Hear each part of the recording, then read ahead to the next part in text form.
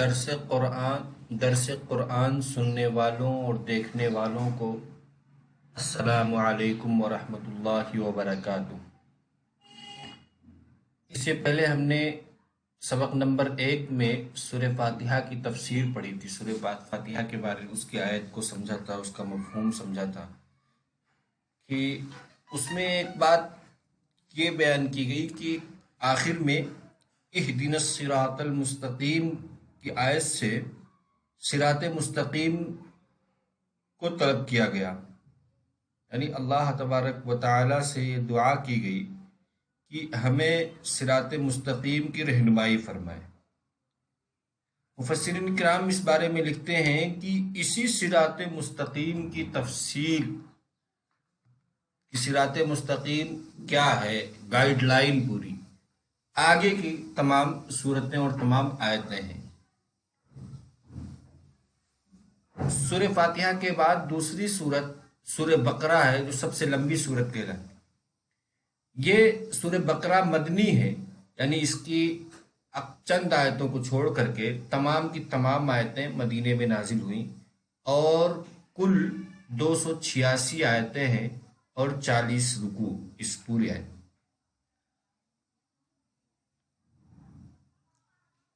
اعوذ باللہ من الشیطان الرجیم، بسم اللہ الرحمن الرحیم۔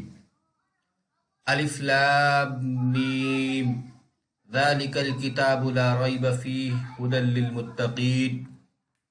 الذین یؤمنون بالغیب ویقیمون الصلاة ومما رزقناہم ینفقون والذین یؤمنون بما انزل الیک وما انزل من قبلک وبالآخرة هم یوقنون اولئک علی ھدی من ربہم واولئک هم المفلحون ان الذین کفروا سواء علیہم اانذرتهم ام لم تنذرهم لا یؤمنون ختم اللہ علی قلوبہم وعلی سمعہم وعلی ابصارہم غشاوۃ ولہم عذاب عظیم۔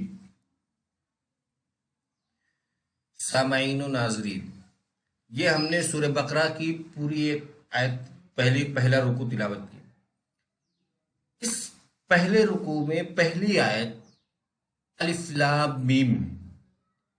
الف لام میم یہ حروف مقطعات میں سے ہے، یعنی ان حروف کو پڑھنے کا انداز یہ ہوتا ہے کہ اس کے ایک ایک حرف کو الگ الگ کر کے پڑھتے ہیں، کاٹ کاٹ کر پڑھتے ہیں۔ الف پہلے پڑھتے ہیں، الف لام میم، اس طرح کر کے الگ الگ کر کے پڑھتے ہیں، اور اس کا کوئی معنی نہیں ہوتا، یعنی آپ صلی اللہ علیہ وسلم نے اس کے معنی کوئی بیان نہیں کیے ہیں۔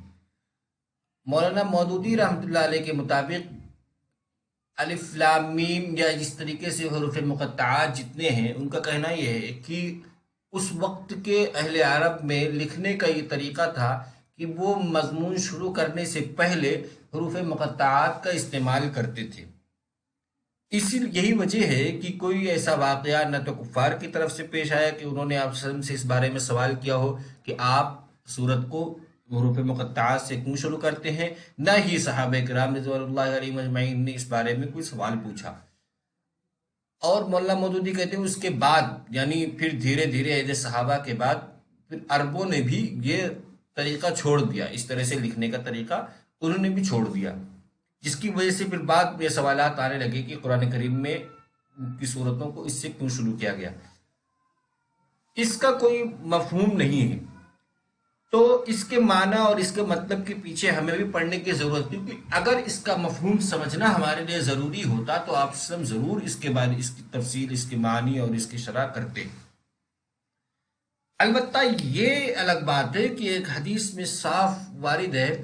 کہ جہاں پہ یہ کہ قرآن کریم کی تلاوت کرنے پہ ثواب ملتا ہے، اس میں اس کی مثال دی گئی ہے کہ الف لام میم میں ایک الف اور لام اور میم، ان 3 حرف پہ 330 ثواب، اس طرح کا حدیث کا مفہوم ہے، یعنی ہر حرف پہ الگ الگ ثواب ملتا ہے۔ یعنی یہ اگرچہ ہم اس کا مفہوم نہیں سمجھتے حروف مقطعات کا، لیکن اس پر ہمیں ثواب ملتا ہے۔ اب اس کے بعد دوسری آیت شروع ہو رہی ہے۔ یہ دوسری آیت قرآن کریم سے متعلق ہے ذالک الکتاب لا ریب فیہ ھدی للمتقین، سب سے پہلے یہ کہا گیا کہ یعنی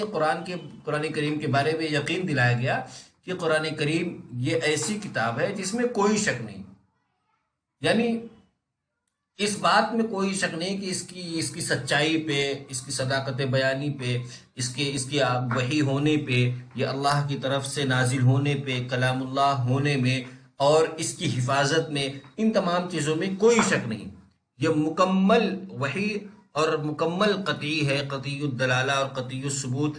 یہ پورا قرآن کریم ہے،